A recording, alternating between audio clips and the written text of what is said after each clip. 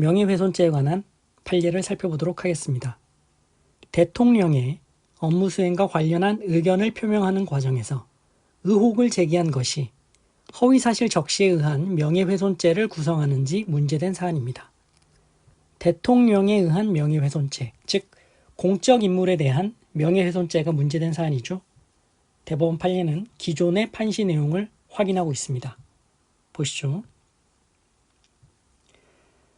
공론의 장에 나선 전면적 공적 인물의 경우에는 비판과 의혹의 제기를 감수해야 하고, 그러한 비판과 의혹에 대해서는 해명과 재반박을 통해서 이를 극복해야 하며, 공적 관심사에 대한 표현의 자유는 중요한 헌법상 권리로서 최대한 보장되어야 한다. 따라서 공적 인물과 관련된 공적 관심사에 관해 의혹을 제기하는 형태의 표현 행위에 대해서는 일반인에 대한 경우와 달리 암시에 의한 사실의 적시로 평가하는 데 신중해야 한다.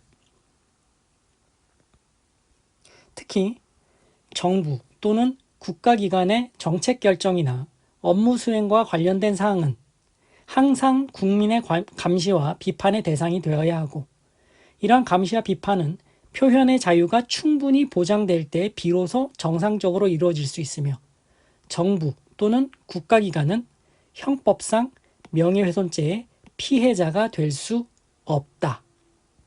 그러므로 정부 또는 국가기관의 정책 결정 또는 업무 수행과 관련된 사항을 주된 내용으로 하는 발언으로 정책 결정이나 업무 수행에 관여한 공직자에 대한 사회적 평가가 다소 저하될 수 있더라도, 발언 내용이 공직자 개인에 대한 악의적이거나 심히 경솔한 공격으로서 현저히 상당성을 잃은 것으로 평가되지 않는 한 그 발언은 여전히 공공의 이익에 관한 것으로서 공직자 개인에 대한 명예훼손이 된다고 할 수 없다.